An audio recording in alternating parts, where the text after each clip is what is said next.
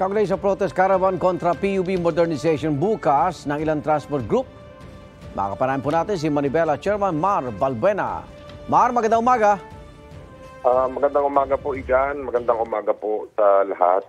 Anong mangyayari sa protest caravan bukas? Parang tigil pasada ba ito? Magkakaraban at magmamarcha po kami, Igan. Magtitipon po muna kami sa UP. And then, magkakaraban po kami papuntang Welcome Rotonda. And Welcome Rotonda po, papunta po kami ng Mindiola. Okay. So, anong mga lugar o ruta ang maaring maapektuhan, Mar? Sa ngayon, Igan, dito sa NCR, yung lahat ng miyembro po ng Manibela at Piston ang magkakasama doon po sa marcha. At kung ano-anong ruta po to, marami pong ruta, Igan. Ngayon ba dumami pa yung mga sasama sa inyo para magprotesta? Nung nakaraang protesta po namin, noong December 29 na Igan, kasi holiday nga ang nakasama sa amin na mga nasa 7,000 na drivers at operators. Yung iba pa yung multi-sector po na sumama sa amin. Pero ngayon po baka trumiple kasi marami po ang nagpahayag na galing po ng Central Luzon at Calabarzon ang sasama po dito sa protesta. Pero sinasabi po ng mga otoridad, kahit ano pang kompromiso o gawin, kayo talaga yung grupong ayaw sumama sa konsolidasyon o kooperatiba, Mar. Tama ba yon?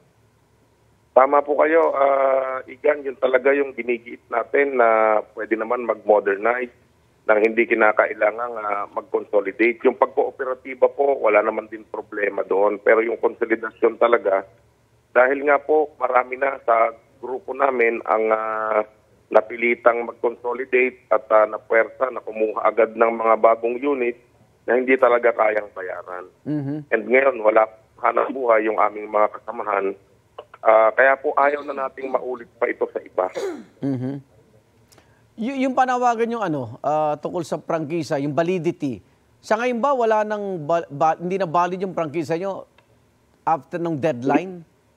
Opo, wala nang hindi na po siya valid, ni-revoke na po ito at isa po ito sa panawagan natin. Kaya po tayo magpo-protesta bukas. Dahil hindi po makatwiran yung pag-revoke sa aming mga prangkisa at lumabas po sa pagdinig na paulit-ulit nating sinasabi na labag po ito sa batas.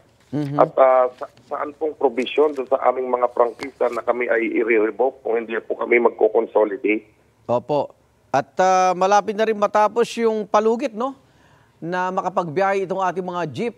Anong mga plano, Mar? Kaya po umaasa tayo na nagkaroon po ng hearing sa Kongreso para i-recommend sa ating Pangulo na talagang yung ating mga prangkisa ay ma-extend at hindi po yung consolidation.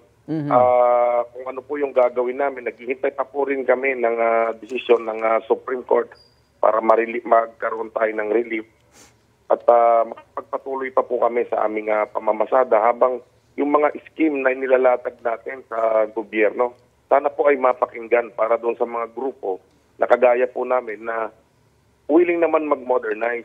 Actually, may mga na-modernize na po kami na hindi naman kinakailangan talagang mag-consolidate at umutang kami ng napakamahal.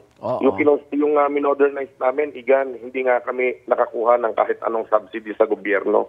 Nagawa po namin. At ang malaking bagay dito ay nakapag-modernize kami na hindi namin kinakailangan humirit ng taas pasahe.